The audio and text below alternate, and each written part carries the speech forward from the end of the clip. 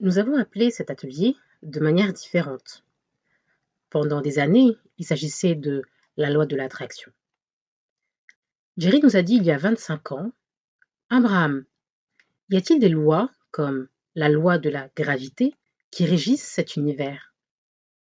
Et nous avons dit, il y a une loi qui vaut vraiment la peine d'être comprise et c'est la loi de l'attraction. Et cette loi dit, ce qui se ressemble s'attire. Et puis plus tard, alors que nous commencions à parler de la loi de l'attraction et de la façon dont vous obtenez ce que vous pensez, que vous le vouliez ou non, nous avons vu tant de nos amis physiques lutter avec cette idée parce qu'ils ne semblaient pas réussir à contrôler leurs pensées. Leurs pensées étaient bien ancrées en eux.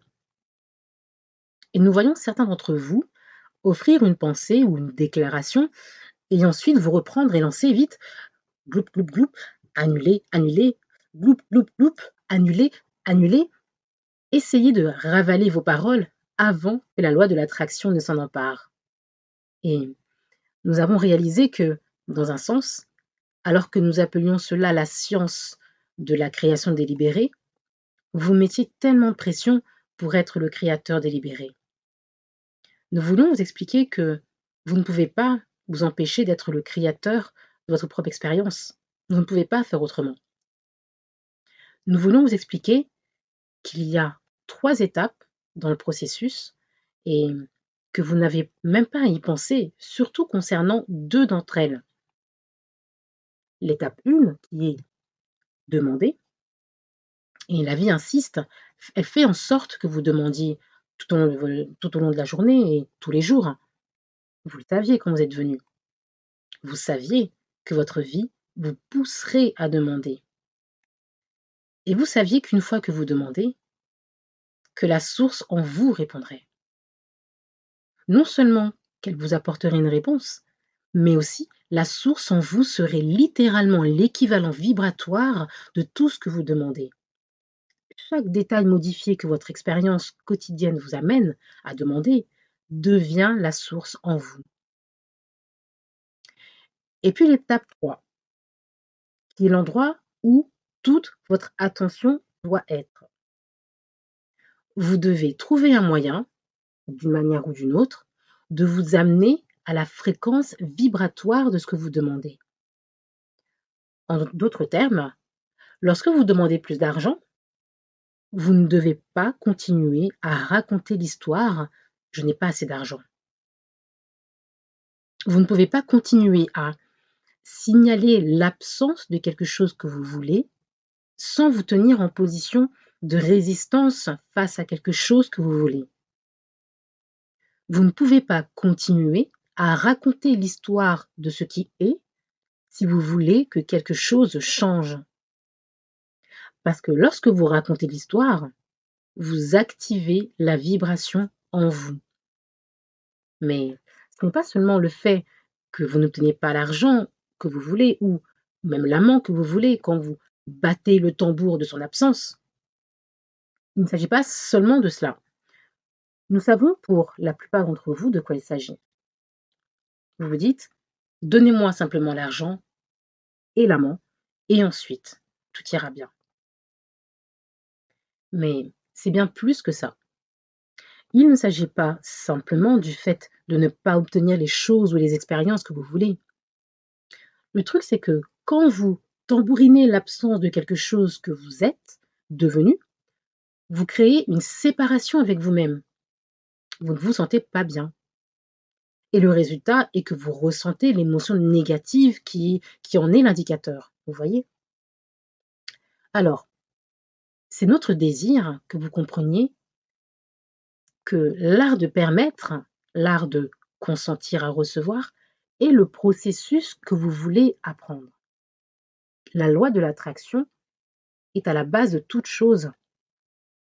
Et l'art de permettre est la façon dont vous appliquez votre compréhension de l'écart entre qui vous êtes dans ce corps et qui vous êtes vraiment. C'est la façon dont vous gérez votre écart vibratoire.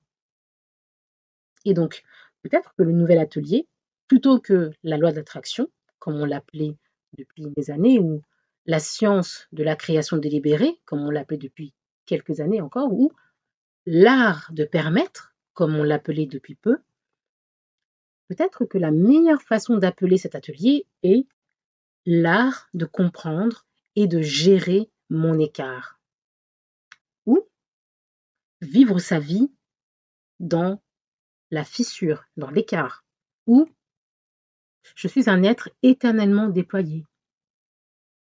Il y a quelques années, alors qu'Esther recevait de nous le merveilleux livre Demandez et vous recevrez, on s'est dit, voici le titre.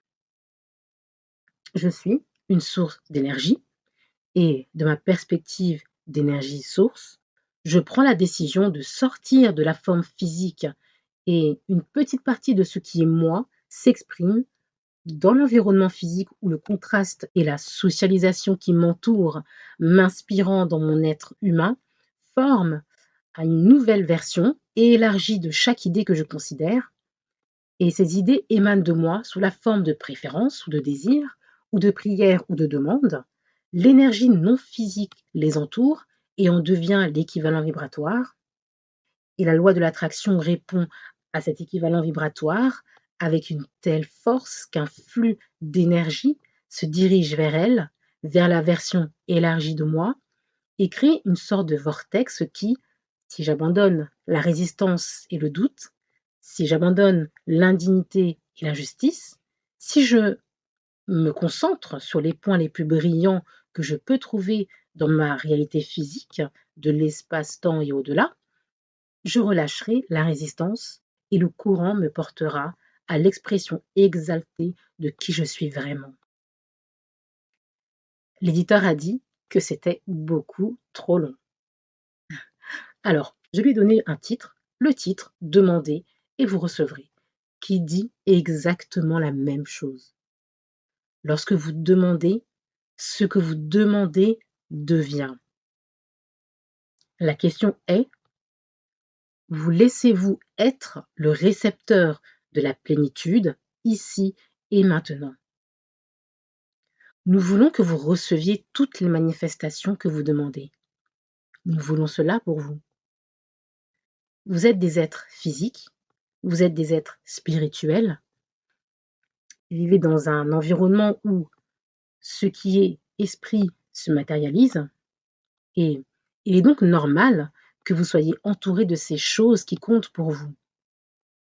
Mais c'est notre désir qu'en quittant cet atelier aujourd'hui, vous ayez en vous une nouvelle résolution qui vous ressemble. Rien n'est plus important que de me sentir bien.